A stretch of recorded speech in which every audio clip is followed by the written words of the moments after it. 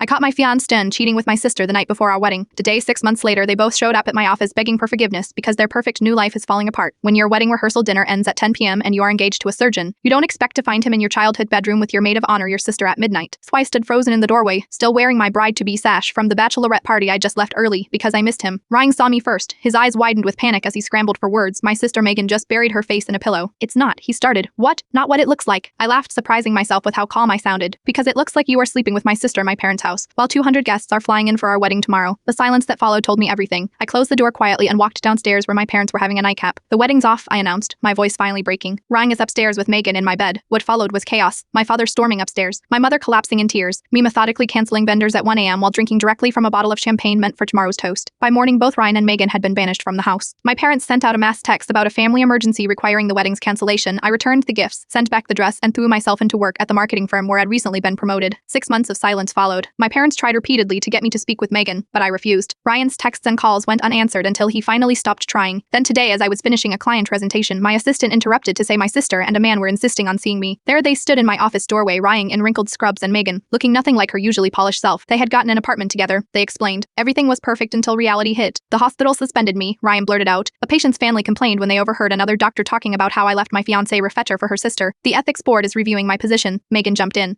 And I lost my job at the elementary school when the principal found out. Parents don't want someone who sleeps with her sister's fiancé down teaching their children apparently. Plus mom and dad cut me off completely, she added, her voice breaking. They won't even let me get my things from their house. They stood there actually expecting me to care to fix this somehow. So what exactly do you want from me? I asked, leaning back in my chair. A letter? Ryan said, desperation in his voice. To the hospital board saying you've forgiven me? That it was a misunderstanding. I laughed then, really laughed. You want me to lie to save your career after you couldn't even be honest with me? My assistant knocked, reminding me of my next meeting. I stood up, smoothing my skirt. I have to go, Ekri, you two, I still have a job. As I walked past them, Megan grabbed my arm. Please, Allie, we made a mistake. We're still family. I gently removed her hand. No, Megan, family doesn't do what you did. And Ryan, the irony is, if you'd been honest about wanting my sister instead of me, I would have been hurt but eventually moved on. Now you've lost everything, including my respect. I walked into my meeting with 6 new executives from our biggest client yet. The woman at the head of the table smiled as I entered. Everyone, this is Allison Parker, who just landed the campaign that brought us here. Allison, we're thrilled to work with someone who values integrity as much as creativity. Sometimes the best revenge isn't getting even, it's moving forward while those who betrayed you remain stuck in the mess they created.